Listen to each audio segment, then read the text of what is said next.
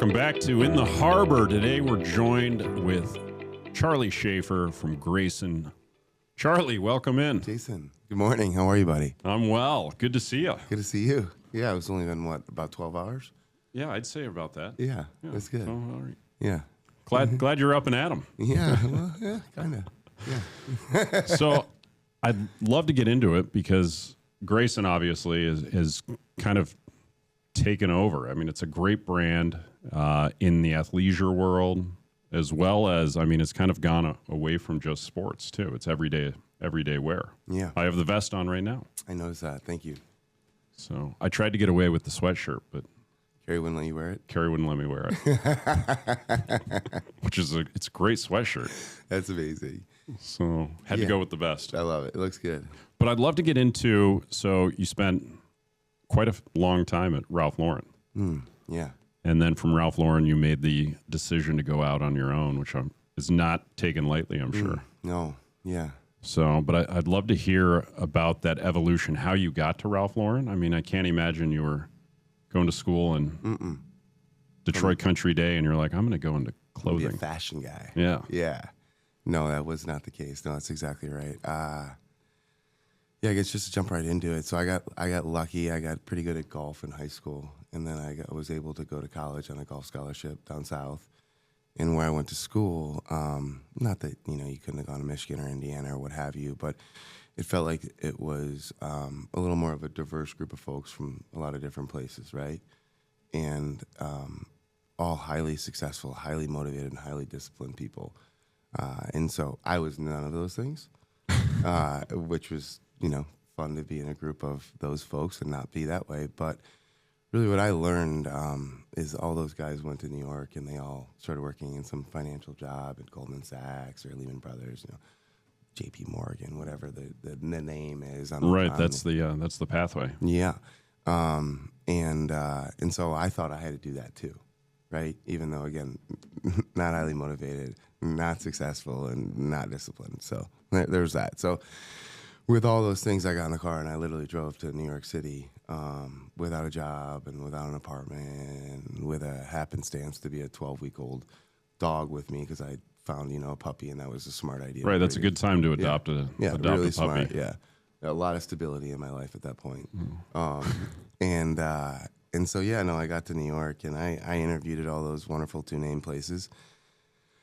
And through that process of a couple months of interviewing, my mom actually said to me, she's like, you need a job. We're not paying for you to live in New York. And I was like, yeah, no, I appreciate that. I know that. Thank you. I know what I'm eating or not eating, right? Right.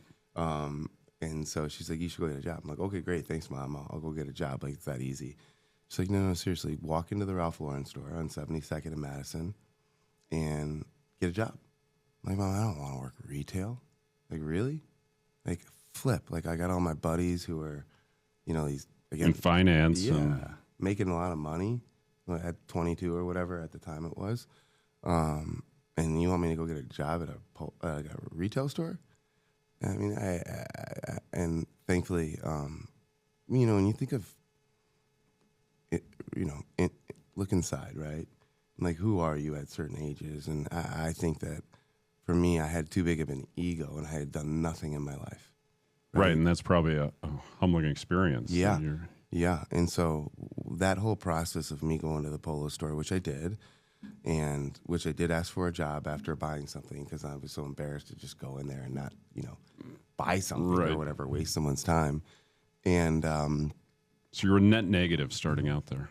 Oh, you were in the hole. Yeah, oh yeah, in the hole, big time. So I guess long and short of that is that my first job I got out of college was working at a Polo store in Manhattan. So I moved to New York to, get a retail job. It was really cool. No, and with that, though, I think, some people are blessed in the sense of they know what they want to do from day one and they can go chase that or they can go. But are they blessed in the sense that they say that in hindsight? Maybe. Because what I'm finding is so many people are stressed over that. They're like, I don't know what I want to do, especially like recent graduates that are looking or people about to graduate. Yeah. They're like, I don't know what I want to do. No, you're right. And I was kind of in the same boat, too. Yeah. No, I mean, and that's exactly what. So I worked at the store for 3 months. I loved it. I loved the idea of it felt competitive because at the time it was all commission based. And so I had to go, whatever I ate, basically I had to kill, right? And so there was that part of me that loved it, and I'm going to go get this, and I'm going to go drive myself to this next level. But then, while I was there, I was like, gosh, I kind of like to be creative too. Which, to your point, like as a kid going to Country Day and playing sports his whole life and growing up in Michigan, I mean, not a lot of outlets to really do that, and/or Right. I don't even know why I would want to do that. And so, fast forward, 3 months working there, Mr. Lauren walks in the door, and I had happened to start in this area called the Tie Pit, slinging shirts and ties, right? Yep. And then I had graduated to a spot, it was very exciting, called the Cashmere Bar, which is right when you walked in, and it was this wall of cashmere, right? Beautifully folded, and I did have OCD, so thankfully I know how to fold. And so I got graduated up to that. So Ralph walks right in. It's the first thing you see when you walk into the store. I'm wearing some like $3,000 three-piece suit. Purple Label or exactly. Which again, I'm making like $2,000 annually, so that made sense to also to go buy a $3,000 suit. But he comes in and comes right up to me and says, "Who are you?" I was newish, right? So my name's Charlie. Where'd you go to school? What are you doing? I went to Duke. Okay. Why are you working at the store if you went to Duke? It's like, I needed a job. My mom told me to come get a job. Hard-hitting questions out of the gate. Oh. He was like, your mom told you to come. Yeah, Mr. Lauren, my mom told me to come get a job. He's like, okay. He's like, well, what are you doing? I'm like, well, I'm working. And he said, well, so he always went into all of his stores. Let me preface it that way. And he went into them a lot. And he would walk every floor in a meticulous, awesome kind of manner, really thoughtful about it. And so he said to me, well, can you help me today? I said, I would love to help you. And he would buy a ton of stuff too in the process. Keep in mind, I got paid commission too. Right. That was good. It was good. So I spent 3 hours with him at the store, and then put all of his gear into the back of his SUV in front of the store. And he said, hey, are you interested in anything more at Ralph Lauren? I said, goodness, yeah, I sounds awesome. And he said, okay. So then he leaves. And that was that. And it could have been like this beautifully one-time serendipitous moment, and that was that, and that was my memory of Ralph Lauren, or it could have been, I guess, me sitting here with you today. And right. Well, sometimes that's just said in passing, right? Like there's no meaning behind it. Sure. It's just a nice thing to say. And yeah, exactly. After he spent 3 hours with you. He's being courteous, right? Right. So I'm at the store the next day, and the woman that was working at the cash register, she's like, Charlie, you have a phone call. Okay. I walk back. Hello. Hey, Charlie, this is Ralph. Hi, Mr. Lauren. How you doing? I said, I'm good. He said, what are you doing? I said, I'm working again. And he said, okay. He said, do you think you could come down to my office? And I said, yeah. I'm going to go tell my manager. It's 12 blocks south of where the store was on 59th and Madison. I'm going to hustle to get down there as fast as I can, kind of thing, right? Right. So I get down there, and I walk in, and it's just him in his office. And he's have a seat. His big, beautiful sofa, and cool office, obviously. And he's the most calming, awesome guy that I think that, I don't know, I could never make up in my head, meaning it's so special. And so I sit down, and we get into just the small talk and where I grew up and all that other good stuff. And he said, what do you want to do? Getting back to kind of not knowing. And I said, I don't know. He said, okay. I respect that. I said, I know I'm built a certain way. I'm a passionate person, right? And I've got a lot of drive in me, and I actually have a decent amount of grit, and I can hustle. But I don't know what I want to do. I said, okay. So we're going to start this executive training program this year for the first time ever, and you're going to have the opportunity to rotate through every facet of the company for 12 months. And at the end of that, then you can kind of pick and choose, assuming you're decent at something, what you want to do. Is that something you want to do? It's like, yeah, that sounds amazing, right? Right. Very cool. Yeah. And you really learn the business. Yeah. So at the end of the 12 months, to fast forward, and I think he thought I was an intellect of some sort, meaning like I was in finance and buying and all these very sort of analytical type jobs.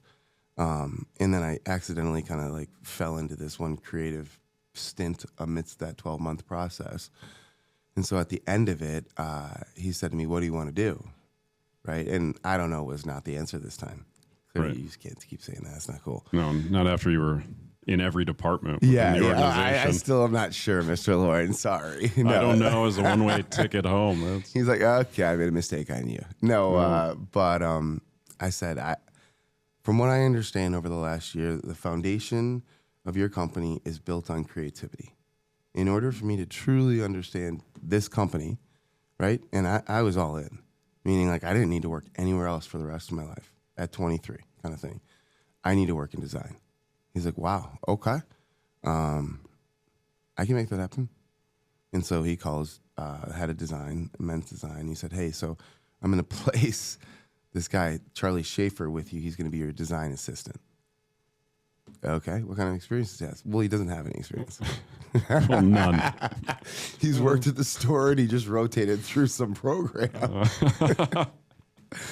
And you can imagine the people who are hired in design there are RISD, Pratt, Parsons, FIT, like, you know, the best of the best at their trade. Real bona fides in design. Yeah, and then there's me. So anyhow, that's how I got my first job. And then I worked at Ralph for 13 years. I loved it so very much, every minute of it. I was able to grow really fast, thankfully. When you talk about learning and then finding what you want to do and or maybe what you're good at, because that's sometimes a part of it too. And when you're good at something, you like it, right? Like I generally don't like things I'm not good at, honestly. I mean, I like golf. Yeah, I like golf too. Yeah, I guess I'm okay at that.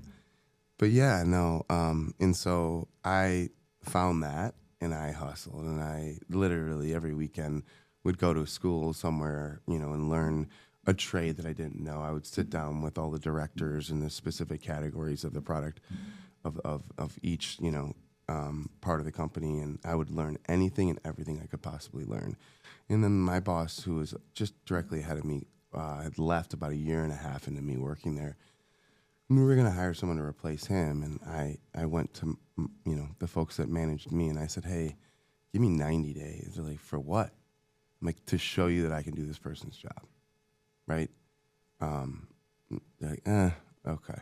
So, you know, the process took 90 days regardless to find a new person. Right. And in that process, I showed him I was capable, and then it was like that for me. Kind of, you know, part of it is obviously you got a leg up by getting introduced to that program, but then it's taking advantage of the opportunity laid out in front of you. Yeah. And how cool is it to find something that you didn't know that you loved and then be able to then maximize that and want to learn? Like, I don't know. I feel like up until that point in my life, I didn't want to learn anything because I wasn't good at school. Right. You were just kind of aimless, and then you found a passion. I think that's an awesome origin story. Yeah. No, I don't know. You say lucky, fortunate, right place, right time. People create their own luck, though. Yeah, I think things are meant to happen. And if you put yourself in that right position and maximize it. But yeah, I'm fortunate. Grateful. All right, so let's change gears then. So taking the leap to go out on your own. Yeah. So I really think intelligent. That was 10 years ago today when Greyson got started, or thereabouts. What's the date? Like almost April? Yeah, almost exactly 10 years. I had my first daughter, and at this point I was living in an area called Bedford, New York, which named Greyson, right? Yep. Okay. Which was about 45 minutes north of the city, and I sort of had gotten to that point where I had lived in the city long enough, and I said to Ralph, I don't want to live in the city anymore. He said, come to live in Bedford, because that's where he lived in the weekends kind of thing. And so I bought a home up in Bedford so I could be closer to him.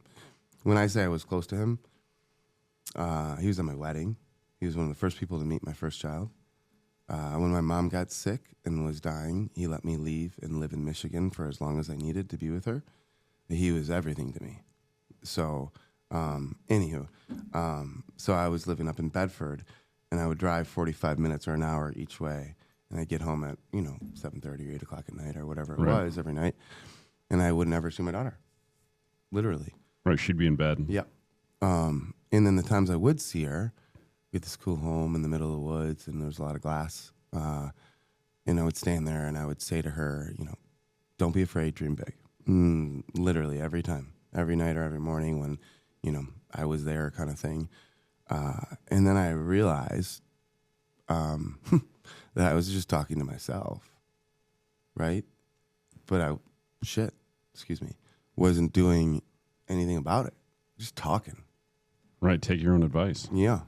And so I said to my wife, hey, how does $500,000? How does $500,000? How does unlimited time off? How does, flexibility and instability and security? How does all that sound? Boy, that sounds great. I said, yeah, so we're going to give that up. Yeah. And I want to start this company. I want to name it Greyson after our daughter. And she said, okay, let's go. And so that literally was as simple as that. Wow. Yeah. And so my job of 13 years with the person who I absolutely adore and love and respect more than anybody on this planet, the only person I would have left Ralph for was my daughter. And that's ultimately why. And I wanted to show her in a weird way to not be afraid and to dream big. Dream big. That's incredible. Yeah. So 10 years, I'd want to know, how did the conversation go with Ralph Ralph when you were leaving? I mean, So I sat in his living room on the weekend for about 4 hours. I cried for the first two. And again, when I mean like he was everything to me, like everything I learned creatively was through Ralph Lauren's lens, right? right. I'm so blessed to have been able to literally have school in that way, right? But I was sad, and I felt like I was disappointing him in the sense that I was going to leave him. But he was awesome. He said, Charlie, I don't hire people that don't have bigger aspirations, right? That's why I hired you, kind of thing. I was like, okay. He's like, well, let's talk about what this is you want to start, right? So I kind of wanted to be an active brand at the time. I'm pretending I'm myself, Right. 11 years ago, kind of thing. I kind of wanted to be an active brand. It's clothing, and I think there's a white space here. And he's like, okay, all right, and talked to me about it for 2 hours and just kind of brainstormed with me around it. I did say to him at the end of that conversation, I said, what could I have done differently to not disrespect you, because I need you to know that you're my everything, right? Right. He said, well, you could have maybe asked me for money or something to help with the brand.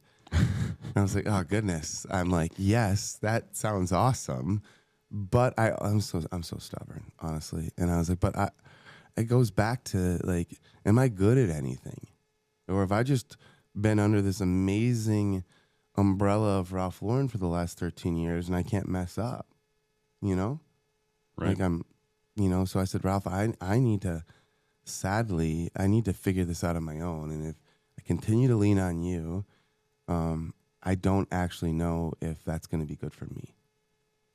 So, I wish I had taken the money about 30 days later. That's hard to do too. Yeah. I mean, but you knew what you wanted, and you wanted to have a separate kind of identity from. Yeah, I've probably always had a little, I don't know if you call it like a chip on my shoulder, or like I don't know. We all go through life. Like, why do we do things? Who are we trying to impress? Right? Right. I think I did most everything in my life for my mom and my dad growing up, ultimately, or, let's be proud of our son kind of moment, right? And I got to that point, and I said, the only way I can teach my daughter is if I'm proud of myself, right? And I don't know if I'd ever been proud of myself in my life. Right. So kind of stuck in the rat race, Yeah. not building anything. Yeah, exactly. Or, you know, you get the pats on the back and you're great and this and that, but like, I don't know, that shit's fleeting, right? And it's also sometimes not endearing. And I think I started to recognize that a little bit more and more. So I'm sure, you know, other than the design aspect, you probably learned a lot from Ralph, like his attention to the stores, like actually taking the time to walk through the stores and understand kind of what that looks like. I think that would be, I mean, you couldn't think of a better mentor. Oh my goodness. I mean, and the beauty of it is too, if you think about a Ralph Lauren store, a Polo store, right? I mean, you're walking into someone's home. Right. I mean, people don't talk about that. And that emotional connection to want to stay somewhere when you go there. I mean, that is everything. Everyone says retail, this, that, it's dead, it's blah, blah, blah. It's like, no, you're looking at it like retail versus looking at it like, hey, this is life. I want to bring people into my life and show them, you know, what we're made of, right? And so he's just genius when it comes to all those things. Oh, absolutely. Yeah. So as we get into the business of Greyson then, so from starting out to actually getting some traction, I mean, obviously there's probably a lot of learning lessons through that process. Yeah. And like some hiccups you didn't anticipate. But yeah. I mean, it's remarkable where you've come in the last 10 years. Yeah, I'm surprised myself, honestly. Yeah, and thankfully. Yeah, if I think to 10 years ago, it's me with this like lame business plan I put together with a cash flow that made 0 cents and a P&L that was totally inflated. And I'd be walking around and trying to raise capital on a valuation that was totally made up, right? It's remarkable, right? And if you can, again, think about someone working in design for 13 years and then having to deal with those aspects, those sides of the business. Right. Put your finance hat on then. Yeah, because I have that hat. Left brain, right brain. But yeah, no, it from that regards, it is remarkable. And I think I'm going to always go back to sports analogies. I'll probably be annoying how many times I use it. But you're in the third period or you're in the fourth quarter, whatever you're playing, and, you know, let's just say you're tied. There, you win or you lose. You have to go score the goal. Right. Right? It's so simple. It's this uber focus on this is what I need to do right now. Right? And so, yeah, the last 10 years have been wild in the ebbs and the flows through starting a company, raising capital, right? Which again, I didn't know how to do that. To obviously, I know how to make clothing, so thankfully, I knew how to do that. To making clothing, to then getting the clothing, to then selling the clothing, which means that you get in the car like a literally a literal trunk show, yeah. And drive to each account, and you put your clothes back in your trunk, and you open your trunk, you get to the next account. Like it's called bagging and dragging. So I did that too, and I saw 112 accounts the first year myself, everywhere from Maryland to Monterey Peninsula to somewhere in the desert. And I would fly in, and I would get all my clothes, and I'd put them in the bag, and I'd just literally drive, and I would sell. And then you have to execute on actually shipping the product there too, which, by the way, like those are some of my not strong suits. Right, it's all logistics. Yeah. And then once you get it there, by the way, then the customer actually has to buy it. And so, yeah, okay, you got to design something, you got to raise the capital to do that, you got to go sell it, and you got to go deliver it, but then you actually have to make something that somebody wants to buy. Right, and that's the hard part, because especially if you're gonna make it and then see if they want to buy it, or if you know there's demand before it's even produced. Yeah, it's a funny thing is that I've never. I don't mean to say it in an egomaniac way. I promise you, don't mean it this way. I've never lacked confidence when it's come to creating product and selling the product to the customer. Meaning, I feel like my time at Ralph has taught me so much that I feel that I'm stronger and faster than anybody else when it comes to things like that. Oh, that's what you want to be, though. Yeah. Other stuff. Have hunger, have vision. Yeah, exactly. Yep. Yeah. So I'm again fortunate that was never, You know, the insecurities and the lack of confidence, that'll kill you, in my opinion, especially in my world. So easy to lose your way. Someone Right. didn't like this. Oh, this didn't fit well. This fabric wasn't as what you wanted it to be. You know, so many people chirp in your ear. Why didn't you do it this way? Everyone's got an opinion. You know, and that's one thing that's interesting too when we think about Greyson and just the material that you use and how it's comfortable. In a lot of cases, moisture wicking, like good for everything from working out at the gym with some joggers, or you know, actually dressing up a little bit. Yeah. No, yeah, exactly right. I mean, the mission statement or whatever jargon people like to put on a company when you have to start it, but the mission statement for me was, again, an analogy would be, what kind of car do you have, Jason? I have a Jeep. Okay. Does it go backwards? It does. Yeah. Forwards too? Yeah. Does the radio work? Radio works. That's cool. One of my car's radio isn't working so hot. No. And your phone connects to it and stuff? It does.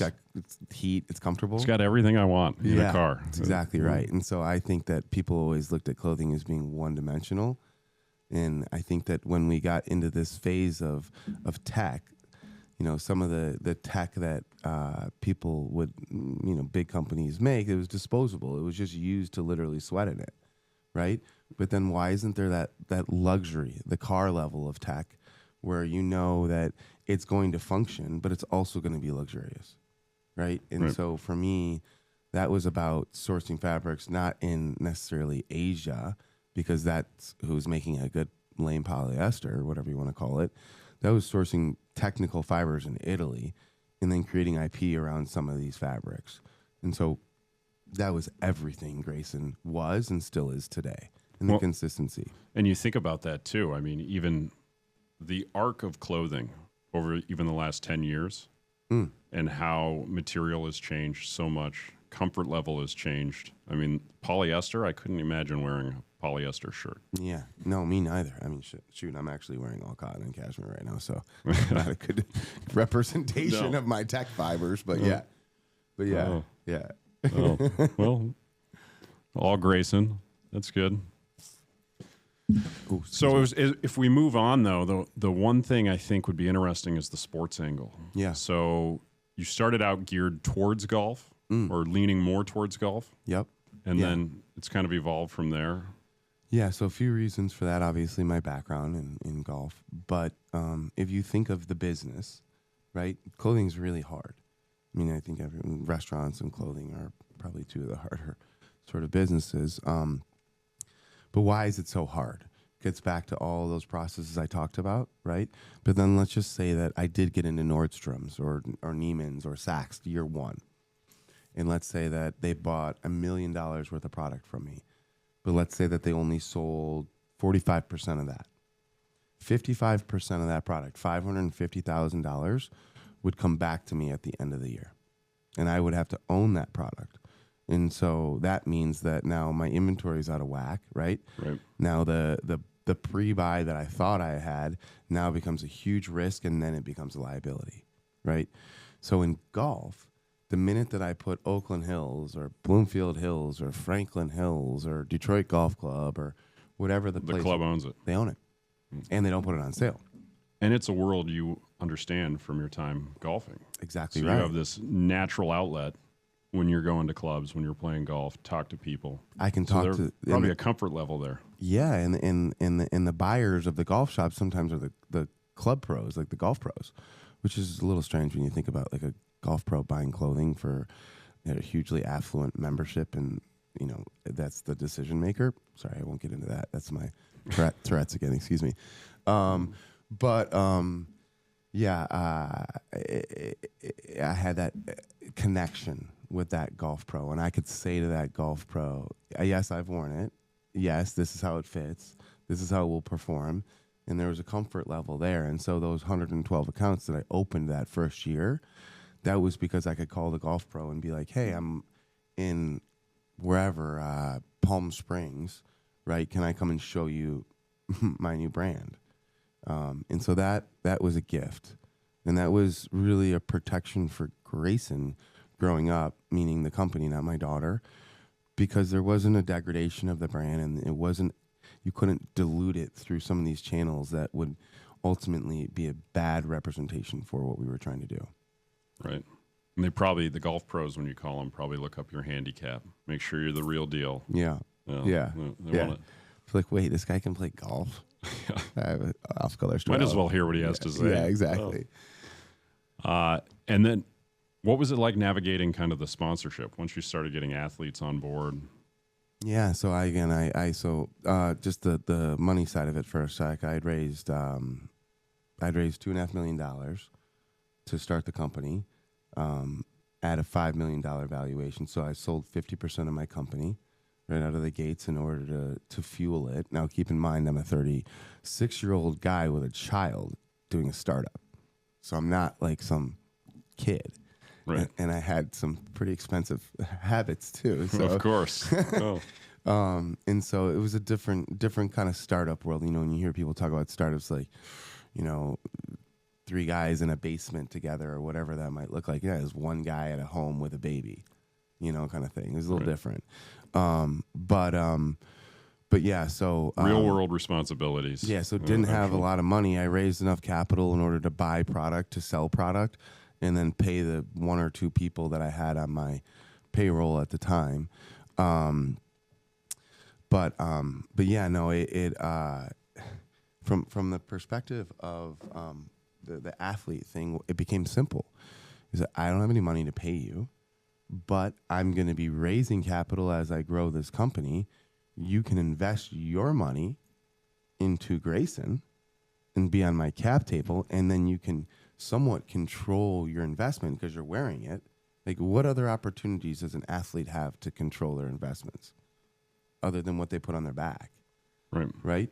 And so that was sort of my thing. And thankfully, Luke Donald, and I won't go through it, but I'm Justin Timberlake. I have all these guys on my cap table that they literally put their money in at the valuation at the time with no discount associated with it.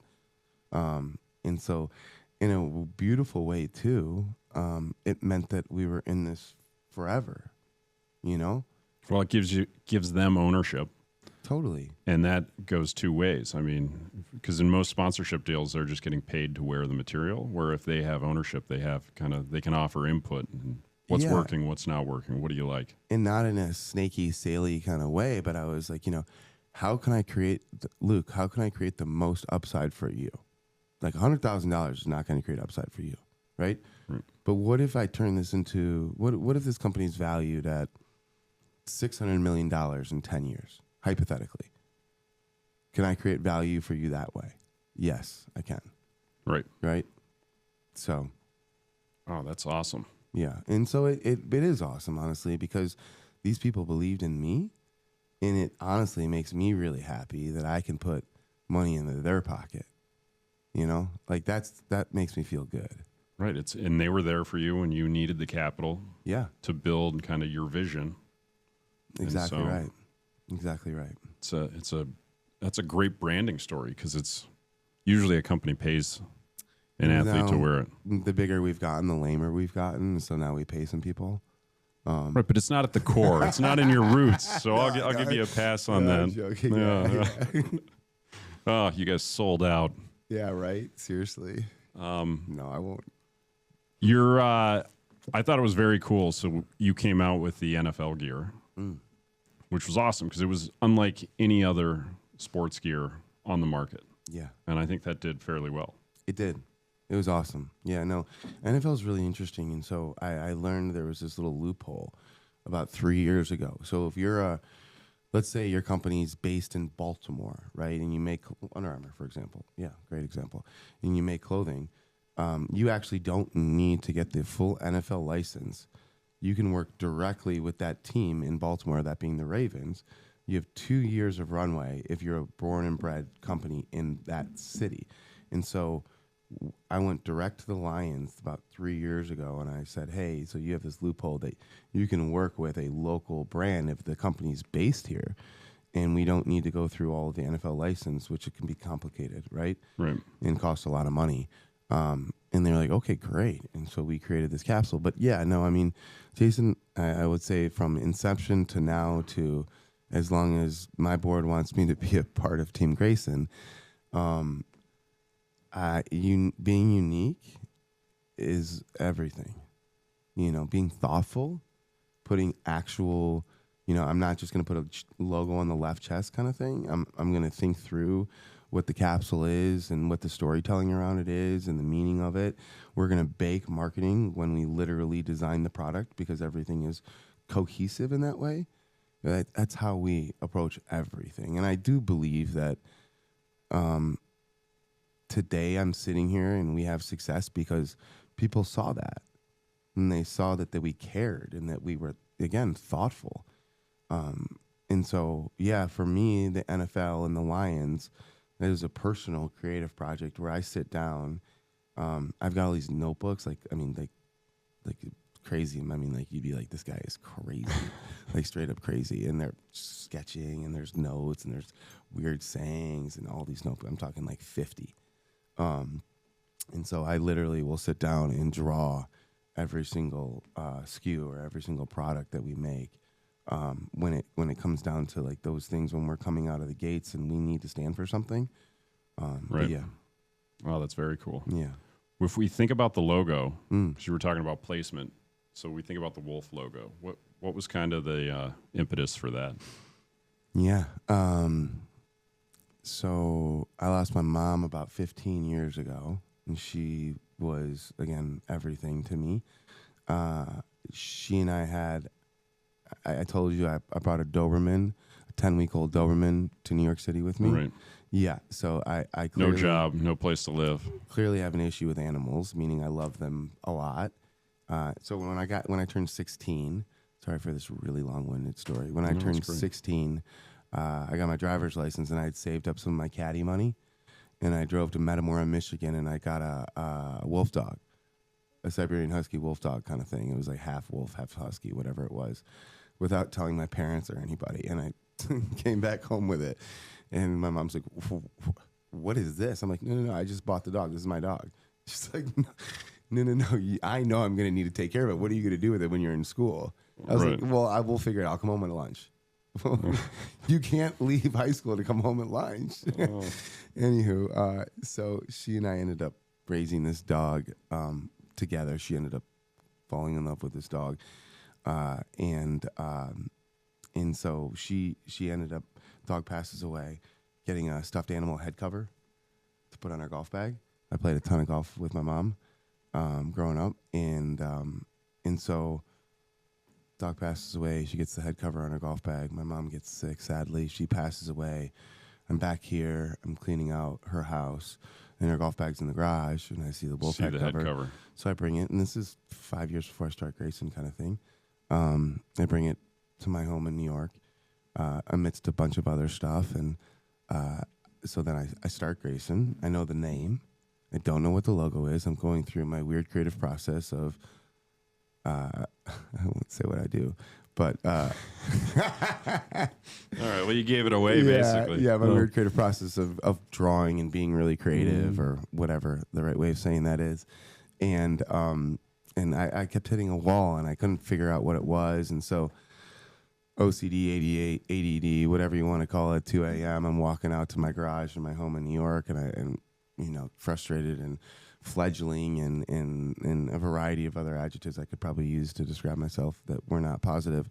And I see my mom's golf bag, and I see the head cover, and I'm like, shit, man. Like, my mom never got to meet my daughter. Goodness, how cool would it be if the logo was a wolf? And how cool would that be if actually it stood for my mom, and then how cool would it be that I could actually put my daughter's name on the back neck, and I could have the wolf right there next to it. And so for me, it couldn't have made any more sense from that connection point. And then also, like, how do you not be successful if you're going to put your mom and your daughter? Right, that gives you a little extra motivation. I mean, again, shoot, man. Like, yeah, if you fail, like, F you. Yeah. I didn't know that. That's That's fascinating. I mean, it's a great logo. Thank you. No, and I mean, again, I think I'll keep saying I'm grateful, I'm blessed, I'm thankful. It's true, but I mean, if you have your eyes open and you're able to see things and they come your way, I got lucky in that regards. Yeah, I think so. Yeah. So here's a question that's interesting. When you go from, just grinding away and building the business to you get some form of stability and you look at how do you grow it from here? Where do you expand to? So is that brick and mortar? Is it direct distribution, like through the golf clubs? Is it still fun for you on that level? Or do you miss the grinding days? Oh, yeah. Heck yeah. I'm like not that important in my company anymore. No, I'm joking. No, I thankfully I am. No, I miss those grind. I miss the high of winning on a daily basis, right? I miss that. I miss that. Like I would leave the golf club after I'd sold them product, and I'd get in the car and I'd be like, I get excited. Nailed it. Yeah. Yep. Kind of one of those moments. But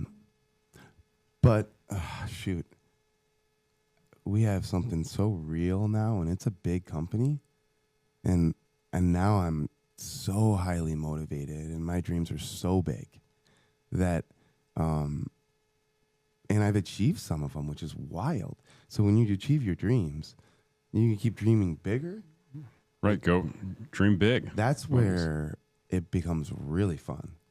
And so now I'm thinking of buying the whole building in Detroit where my store is and turning it into what I'll call the Gray, which would be a mixture of F&B and hospitality and members only and retail and everything sort of Greyson that lives upstairs right now. But, that's really fun. We have 3% of our top line is in international waters right now, which is nothing.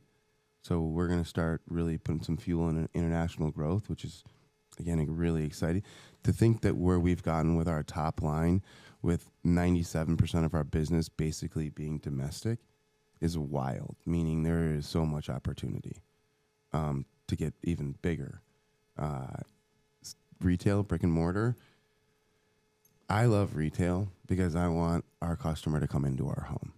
Right, and really experience the brand and what you stand for. Yeah, because it's the only way you really show who you are in the fullest sense, right? Do I think that that's the vehicle where, if you're Viore and you're going to go raise $200 million and you're going to spend $100 million on opening, call it 100 stores, great. That's definitely a path, right? In a very specific strategy. I just don't think that's who we are. And that's incredibly capital intensive. Well, and your stores are a showcase piece too. Exactly they're curated. well thought out, curated, which likely comes from your Ralph Lauren experience. Exactly right. Yeah, exactly right. Where Viore is just clothes on. Yeah. And so we will never be yes, again, I have a board, I have investors, and we're going to grow this thing to be a monster, but we'll never be transactional. That will never create longevity, from my opinion, right? So, and some of these other brands, they'll have a lot of transactions, but then at some point you won't even know they existed. Right. Right? No brand loyalty. Yeah. Like you want an emotional experience. Yeah, exactly. Like you want to ask. Powerful. Are you asking someone what the V means on Viore? No. Are you going to ask Aloe what ALO is, other than some weird phallic looking thing? No. I haven't thought of it that way, but I will now. You just ruined the brand for me. Sorry, I can do that really easily for a lot of different things. So what's next on the horizon? What do you have? Any big new products you're coming out with? Or? Yeah, we talked about the whole golf angle, and so again, my goal: how can I get this company to a $500 million top line business in the next 2.5 years? Which we're not crazy far away from that, but how do I get that right? How do you achieve it? Yep. Right. It doesn't come in another 500 points of distribution in golf, right? It doesn't come in saturating a market. It comes with And again, I'm sorry if I make fun of certain words because I think they're all jargon, but it comes with the identity of being more lifestyle, right, than specific in terms of that niche of we're a golf brand, we're a running brand, we're a this brand, right? You know, how do we basically dress someone for the before, the during, and the after? And so the before is the workout, the whatever, the walk, the hang, the athleisure, sitting on the sofa, whatever you do, right? The during would be, I guess, if you have a job, your job. So what are you wearing to the office? And or if you're a golfer, what are you wearing to go play golf that day kind of thing? Or if you're tennis, what are you wearing to go play tennis? Right. And then the after would be go getting a cocktail at Wilder's kind of thing, right? And then how do you actually, can you make a product that can go before, during, and after without someone saying, immediately knowing what you did? Meaning, I don't need someone to ask me how I played golf that day because I'm wearing a golf shirt. They're just assuming I went and played golf, right? And so how can my wardrobe not just scream, this is what I'm doing, and transcend from one to the next to the next? And so for us at Greyson, you know, that's how we continue to grow. I mean, I can talk about the analytics around our website or, of course, the P&L around a four-wall in retail and how that's accretive to, you know, what we're doing outside of that, and/or margin builders and basis points that we're all working on. But the real special sort of moment is it's always going to come back to the vision, right? And always being able to sort of create that perception from that regards. Yeah, so instead of just focusing on one aspect of the brand, you're trying to broaden out. Exactly. And which makes sense. That's a great way to grow it. Yeah, exactly. And you can grow it among your loyal customers right now and introduce to new customers that aren't buying. I was saying to you earlier, too, I keep like, this is awesome what you guys do here, by the way. I mean, you guys are a financial company and you do a podcast. I came in here, I was like, wow. Like, really cool. Well, and we just talk about whatever is interesting. That's awesome. So hopefully people listen. If you want to hire, I would work here, too, if you wanted me to. This seems fun. Right. Well, it'd be full circle. Yeah. When you were trying to get your finance job in New York, till your mom made you go to Ralph Lauren. Hey, Mom, so I did this podcast, and now I'm working. No. Yeah. Well, it'd be a perfect full circle moment. It really would be. We'll get you an office. Maybe in the new building. Ooh, 14 and Pierce. Yeah. Yep. Right around there. So, well, this is fascinating. I like to end, I think we've taken enough of your time. You probably got real work to do. I like to end with some rapid fire questions that I think could be fun. Before I do, one part of the international expansion. Do you have one brick and mortar abroad, or? We have one in Korea. Okay. Yeah, but it's actually not. It was a licensing model for just that particular one. But yeah, we have one. All right. So then I would imagine look at broad expansion from there. Yeah, and I would. Canada is actually a huge opportunity for us, which I know people talk about Asia all the time. But if you think about real and, you know, thoughtful business that can yield 50 million really quickly, that's right in front of us and right next door, literally. So Canada would be somewhere where we're tapping right now. You know, if you go to China, you'd have to kind of create a JV with someone there, in my opinion, to help run that portion of it. Right, local agent. You go to Korea, it could be a license or distribution model. You go to Japan, you can probably be vertical. It just, you know, just because people refer to Asia as Asia growth, each country is, I mean, I know you know this, but so significantly different on how you grow. And it's just not like that, oh, here's the we're going to turn it on and exactly. Cash is going to flow. Exactly. Yeah, a lot more thought goes into it. Yeah. All right, so if we get into the rapid fire. Rapid. Favorite golf course to play around? The Hoopy Match Club. Okay. Well, that's easy enough. Who's the most stylish golfer on the tour? Now, you got to be careful with the way you answer this, I think. Do they have to be alive? There's no one particularly stylish out there right now. No. Don't have to be alive. They don't have to be alive. Arnold Palmer. 100%. I'm a cardigan guy. I love the swagger. He was tough. He was cool. He didn't, you know, try too hard. Like, I think that's what... That was a different era of golf, too. Heck yeah. What about John Daly and his loudmouth golf pants? Not for me, but anytime someone wants to express themselves in a way that's different than You somebody see their else, I personality. respect the flip out of that. Yeah, absolutely. One brand you admire outside of apparel.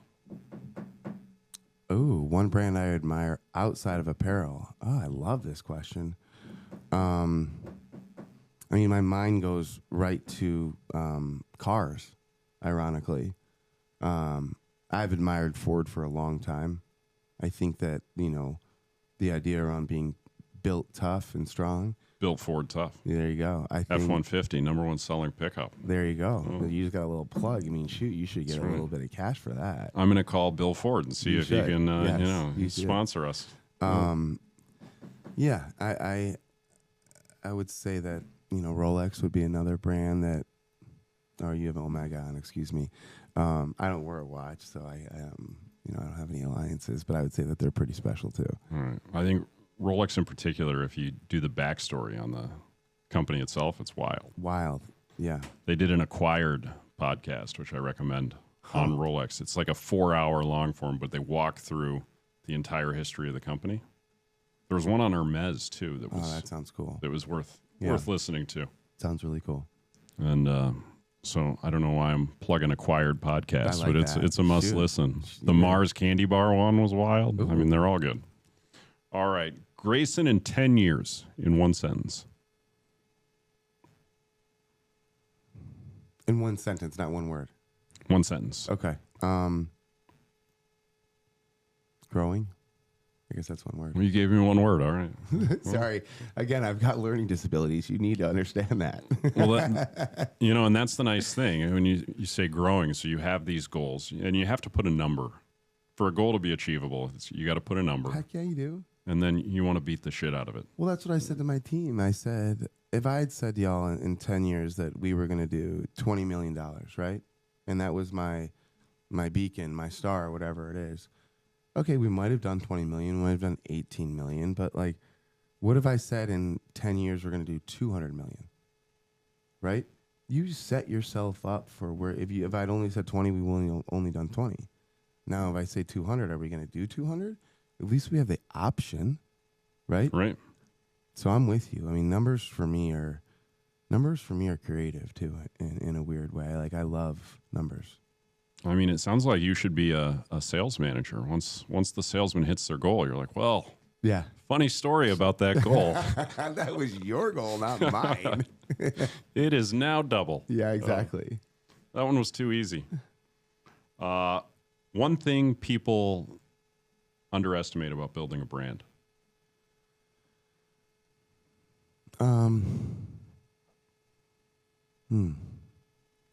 You gotta be really good at what you do. I think that a lot of people jump into, kids got a lot of money, I want to start my own clothing brand or whatever that kind of looks like. It's fancy, it's got shiny objects attached to it. You gotta be good.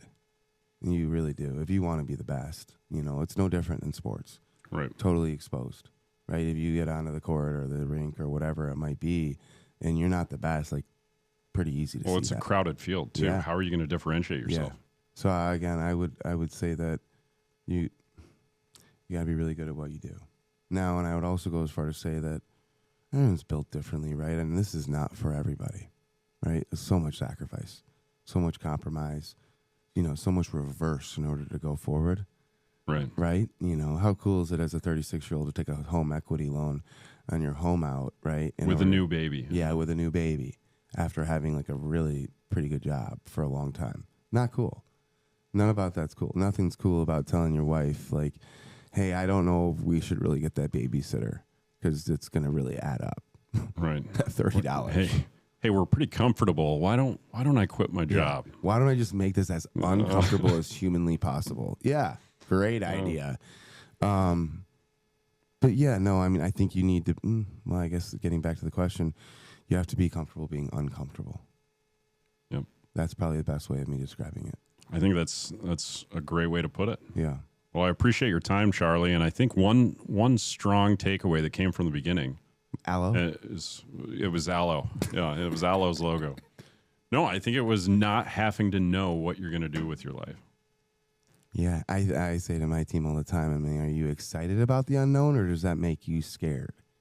Because you need to be excited about it. You don't know what tomorrow is going to bring, or even this afternoon. Right? Be curious. And, Yeah, heck yeah. Hustle, never give up. You know, finish the freaking job, even if it's 2 broken ankles and a, you know, whatever. Like, get it done. Yep. I don't know. I think that's great.